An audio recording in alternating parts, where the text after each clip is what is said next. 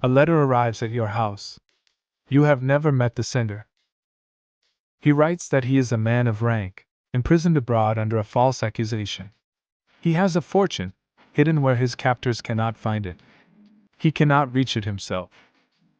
But he has selected you, from a distance, as a person of known honor and discretion.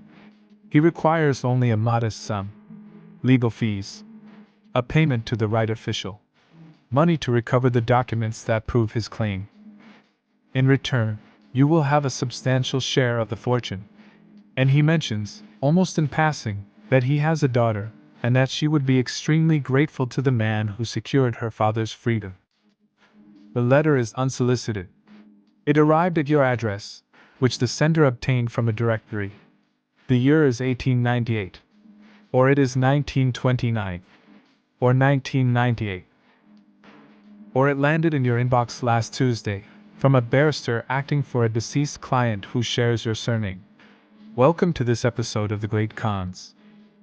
Every week on this channel, we take apart one great deception, tracing not just what the con artist did, but how it actually worked, why intelligent and cautious people believed it, and what it cost the ones who did. Some of these stories are about frauds so large they reshaped the law. Others are about small, strange, brilliant deceptions that fooled experts for decades.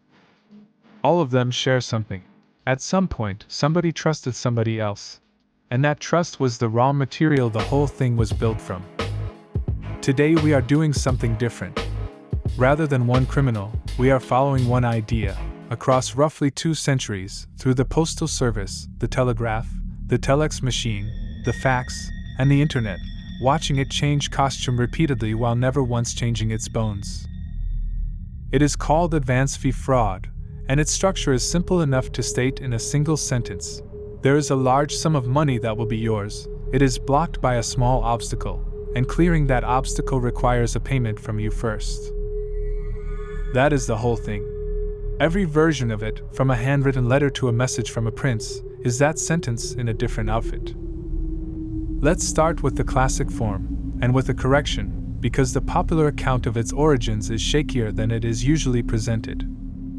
The scam is generally called the Spanish prisoner, and you will very often see it described as a 16th century swindle, dating to the era of the Anglo-Spanish Wars, when an Englishman might plausibly believe that a gentleman of quality was rotting in a Spanish cell. That story is repeated everywhere, and the firm documentary evidence for it is thin. A 16th century origin is plausible, because the political circumstances would have made the premise convincing, but the surviving record does not clearly support it, and this channel is not in the business of repeating a good story just because everyone else does.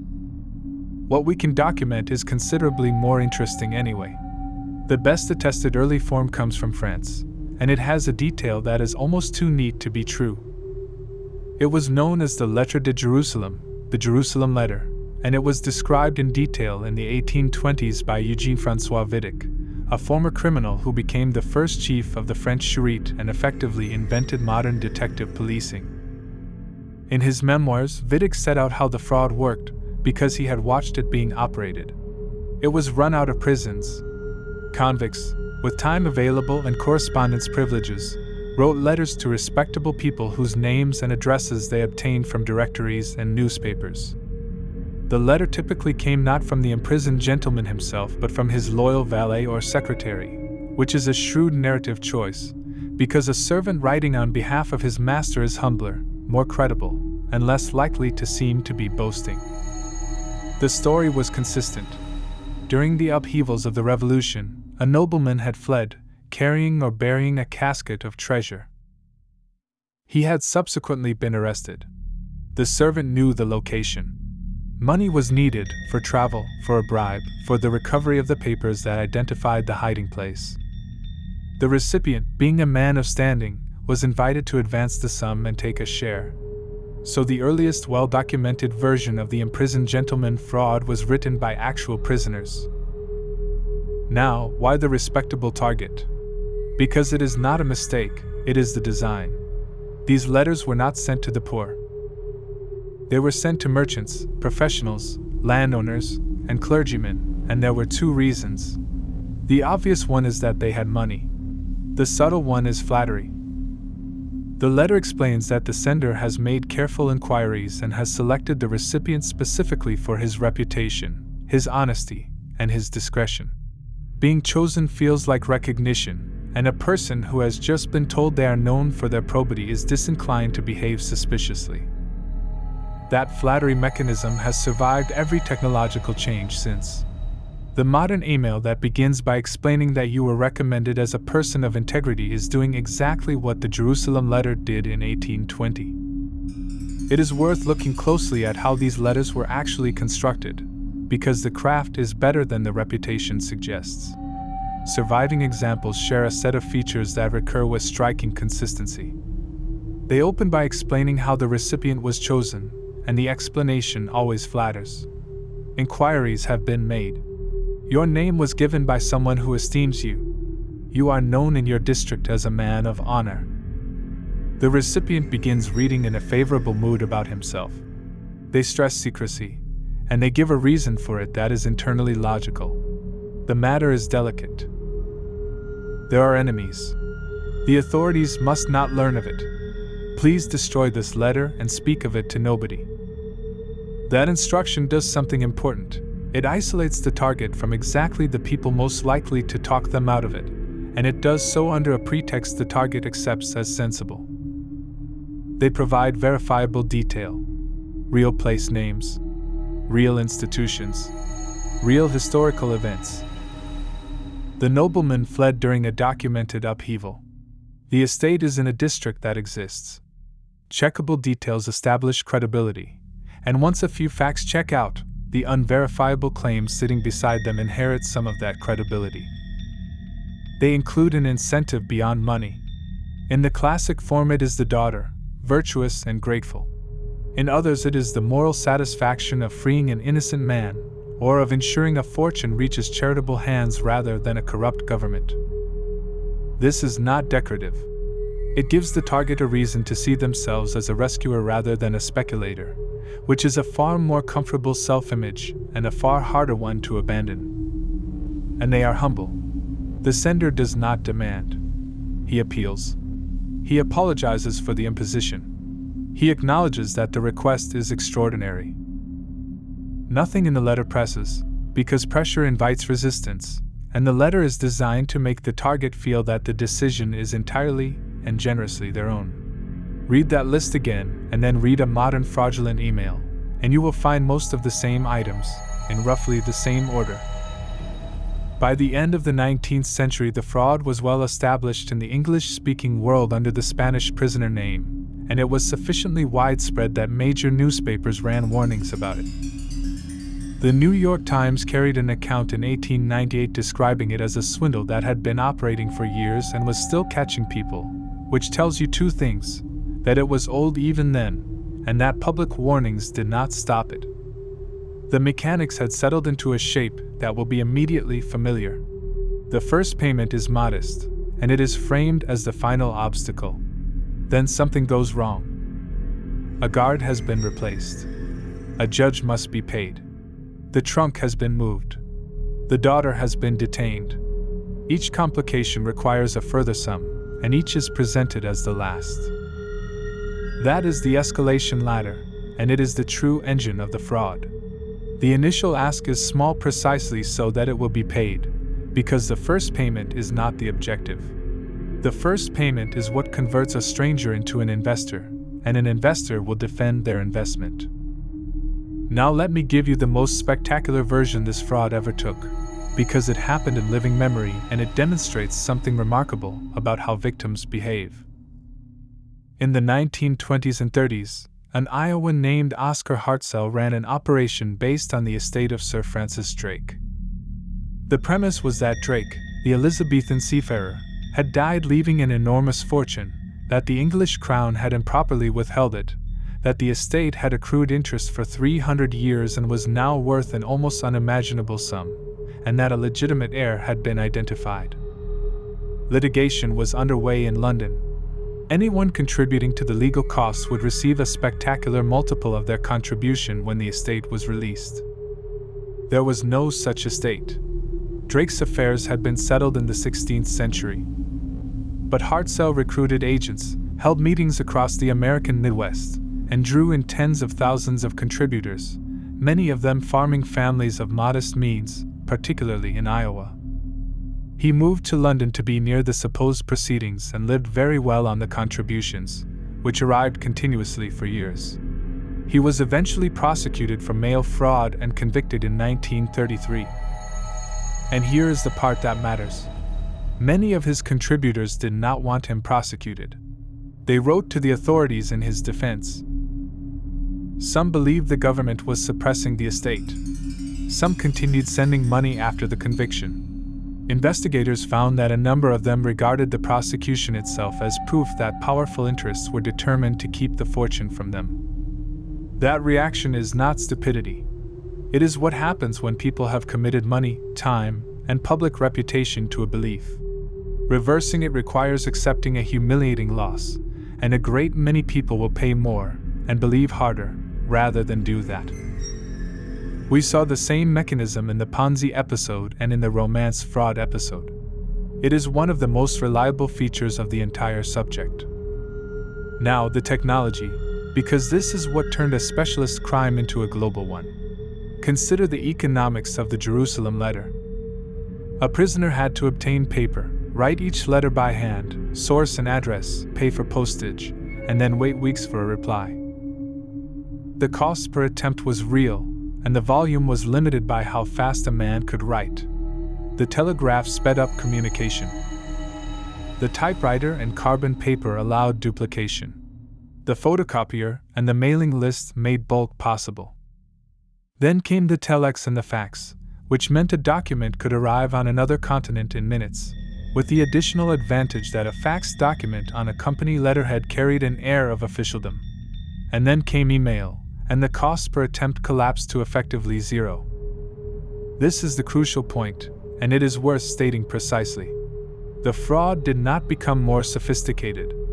In many ways it became cruder. What changed was that the cost of an attempt fell to nothing, which meant the response rate no longer had to be good. A scheme that needs 1 reply in 10 becomes a scheme that can survive on 1 reply in 10 million. Which brings us to the number, and to a story that is more specific and more interesting than the stereotype allows. 419. That figure is not a code word or a slang term. It is a section of the Criminal Code of Nigeria, the provision dealing with obtaining property by false pretenses. The fraud is named after the law that prohibits it, which is a genuinely unusual naming convention and worth knowing. So how did an old European swindle acquire a Nigerian statute number? The answer is economic, and it is specific. Nigeria's oil boom in the 1970s produced an enormous inflow of revenue and, with it, a vast expansion of government contracting. A great deal of commercial life came to revolve around state contracts, import licenses, letters of credit, and central bank approvals. A substantial class of people became professionally fluent in exactly that vocabulary: ministries, contract awards, foreign exchange allocation, transfer authorizations. Then, in the early 1980s, the oil price collapsed. Government revenue fell sharply. Contracts were canceled or went unpaid. Structural adjustment followed in 1986. The currency was devalued heavily, and a large number of educated, English-speaking, professionally trained young people found themselves without work in an economy that had contracted violently. What existed was a population fluent in the language of international commercial correspondence, familiar with the specific paperwork of oil sector contracting and central bank transfers, operating in English, with access to telex and fax, and with very few legitimate opportunities. And the earliest widely circulated letters exploited that fluency exactly. They were not about princes. They were about overinvest government contracts, about surplus funds sitting in ministry accounts, about a sum that needed a foreign bank account to be moved out of the country. The premise was plausible to international businessmen precisely because contract overinvoicing was a real and documented phenomenon. The fraud borrowed the credibility of an actual problem. Through the 1990s, fax gave way to email, and the volume increased by orders of magnitude. The letters mutated: the deposed dictator's widow, the dying philanthropist, the bank official with a dormant account, the barrister with a deceased client who conveniently shares your surname, and eventually the figure who became a global punchline, the prince. The operators acquired a local name, the Yahoo Boys, taken from the free email and messaging services through which they worked, and the phenomenon became visible enough in Nigerian popular culture to be the subject of songs, films, and continuous public argument. Now, 3 things need saying about this, and I am going to say all 3. The first is that Nigeria has prosecuted it. The advance fee fraud legislation was strengthened through the 1990s and 2000s, and the Economic and Financial Crimes Commission was established in 2003 and has pursued cases, secured convictions, and cooperated with foreign agencies on major prosecutions. This is not a country that has ignored the problem. The second is that the stereotype has done substantial harm to people who have done nothing.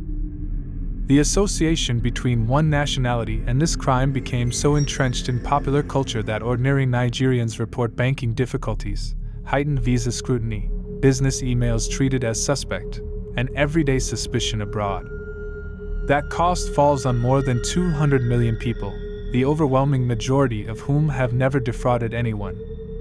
And the third is that the picture is badly out of date. As we covered in our last 2 episodes, the largest concentrations of organized online fraud in the world today operate from compounds in Southeast Asia, staffed substantially by trafficked workers from dozens of countries, run largely by syndicates with no connection to West Africa whatsoever. Advance fee fraud is now run from an enormous range of countries, including, in significant volume, from within the same wealthy nations whose citizens are being targeted. The prince is a period costume, and the period has passed.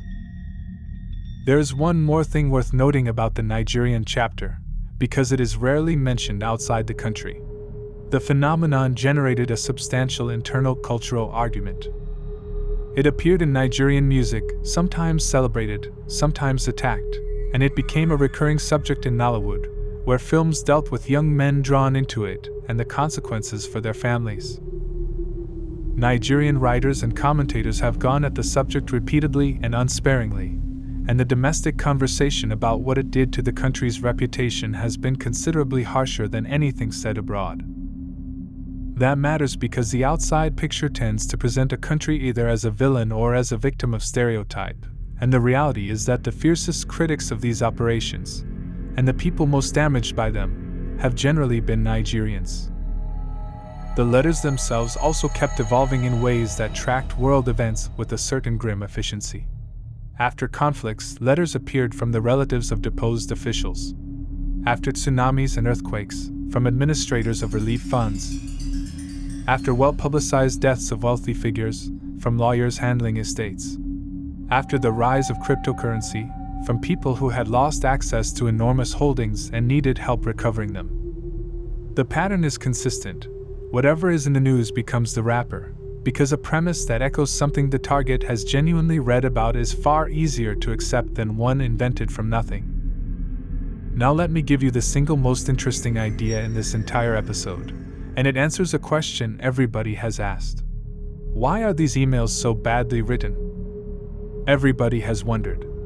The spelling is wrong, the grammar is odd, the formatting is chaotic, the premise is preposterous, and the sender announces a nationality that has been synonymous with fraud for 30 years. Surely a competent criminal would fix all of that. In 2012, a researcher at Microsoft Research named Cormac Hurley published a paper examining exactly this, and his conclusion turns the question inside out. The reasoning goes like this. Sending the email costs essentially nothing, so the fraudster does not care how many people receive it. What costs money is the follow-up, the human hours spent in correspondence with someone who replied, building the story, handling their questions, walking them toward a payment. That labor is the real expense, and it is entirely wasted on anyone who eventually becomes suspicious and stops. So the fraudster's actual problem is not attracting responses. It is filtering them. The worst possible outcome is a large number of moderately interested, moderately skeptical people who each consume many hours and then withdraw. An absurd, badly written email from a Nigerian prince is a filter. Anyone with the least skepticism deletes it instantly. The only people who reply are those who are, for whatever reason, willing to entertain something wildly implausible, and those are precisely the people most likely to complete a payment. The implausibility is not incompetence. It is a screening mechanism, and it is doing exactly what it is meant to do. That idea, once you have it, changes how you read a great deal of fraud, and it explains why decades of public mockery have failed to kill the format. The mockery is the filter working. It also carries an uncomfortable implication that is worth facing directly. If the absurdity of these messages is a deliberate screen, then the people who reply are, by design, the people least equipped to withstand what follows. The filter is not selecting for greed. It selects for isolation, for loneliness, for cognitive difficulty, for desperation, and sometimes simply for a person going through the worst year of their life who has stopped weighing things carefully. Which means the popular attitude to these victims is precisely backwards. The reason someone answered an obviously ridiculous email is very often the reason they most needed help, and the fraud was built to find exactly them. That is worth remembering the next time a story about a Nigerian prince gets a laugh. The joke works because the premise is transparently silly. The premise is transparently silly on purpose. And the person it caught was selected, deliberately, for being in no condition to notice. Let's look at the modern mechanics briefly, because the latter still runs the same way. Contact is made. A relationship of correspondence develops, often over weeks. Documents arrive, certificates, letters on bank letterhead, government forms, photographs of the sender, scanned identification. Some of it is quite good, and today a great deal of it is produced instantly and convincingly. Then the transfer is arranged, and a fee appears. It is always small relative to the promised sum, which is the entire point. A transfer fee. Then a compliance certificate. Then bank charges. Then an anti-money laundering clearance document. Then a tax on the transfer. Then a payment to an official who is causing difficulties. Then a courier fee for the documents. Each is presented as the last obstacle. Each is small compared to the fortune. And each one increases the victim's investment, which makes stopping harder rather than easier. I should mention one variant that occasionally turns physical, because it has been genuinely dangerous. In some cases, the victim is invited to travel to complete the transaction in person, and once abroad they have been robbed, held for ransom, or worse. There are documented cases of victims being killed. If any correspondence of this kind ever suggests that you travel to collect funds, that is not an escalation of trust. That is a category of risk entirely different from losing money. There is also a long-running subvariant involving a trunk or consignment of currency that has been chemically treated to disguise it, requiring the purchase of an expensive cleaning solution to restore it. It sounds too silly to work. It has worked repeatedly, for decades, and it persists for the same reason as everything else in this episode. It does not need to work often. So where has the Jerusalem letter gone? It has gone corporate, and the modern descendant is far larger than the original ever was. Business email compromise works like this. A criminal obtains access to, or convincingly imitates, a business email account, usually of a supplier, an executive, or a lawyer. They monitor genuine correspondence. Then, at the right moment in a real transaction that is genuinely underway, they send an email that appears to come from the expected sender, advising that the bank details for payment have changed. The invoice is real. The transaction is real. The relationship is real. Only the account number has been altered. Reported losses to this category run into the billions of dollars annually, and consistently exceed those of almost every other form of internet fraud. Businesses, law firms, and individuals buying houses have lost enormous sums this way, and property purchases are a particular target because the amounts are large, the transaction is time-critical, and the buyer is expecting to receive account details by email. Look at the structure, and you will see the Jerusalem letter underneath it. There is a large sum. It is going to move. Something small must be adjusted first. And the correspondence carries just enough authority to be believed. The difference is that the modern version does not require you to believe in a prince. It only requires you to believe in an invoice you were already expecting. Which is why the protections are the same in spirit and different in detail. For the classic form, the rule is simple. Nobody who does not know you will ever offer you a share of a fortune, and no legitimate transaction anywhere in the world requires you to send money in order to receive money. If receiving requires paying, it is fraudulent. That single test defeats the entire category, including lottery wins you did not enter, inheritances from relatives you have never heard of, and compensation schemes that contact you out of nowhere. For the business version, the rule is procedural. Never act on changed bank details received by email. Ever. Verify by telephone, using a number you already hold from previous correspondence, or from the organization's official site, never a number contained in the message asking for the change. Any organization that handles significant payments should treat a change of account details as an event requiring verification through a separate channel, every single time, with no exceptions for urgency. Urgency is the pressure the fraud applies, which is exactly why the rule must not bend to it. So let's step back and look at what we have actually followed here. A convict in a French prison in the 1820s, writing by hand to a merchant whose name he found in a directory, claiming to serve a nobleman with a buried casket. A swindler in Iowa a century later, persuading farming families that Sir Francis Drake's fortune was being withheld by the English crown, and being defended by his own victims at his trial. A generation of educated Nigerians in the 1980s, fluent in the language of contracts and central bank transfers, thrown out of work by a collapse in the oil price, discovering that a fax machine could reach a businessman in Frankfurt for the price of a phone call. And a message this morning, to a conveyancing solicitor, from a supplier they have worked with for 6 years, mentioning that the account details have changed. The premise changes. The technology changes. The postage falls from a few sous to nothing at all. The nationality attached to it in the public mind moves from Spain, to France, to Nigeria, to nowhere in particular, and along the way it does real damage to people who had nothing to do with any of it. The letter itself has not changed since Vidic wrote it down 200 years ago. There is a fortune. It is nearly yours. Something small stands in the way. Please send money. Next time on The Great Cons, we finally take on the one this series has been building toward.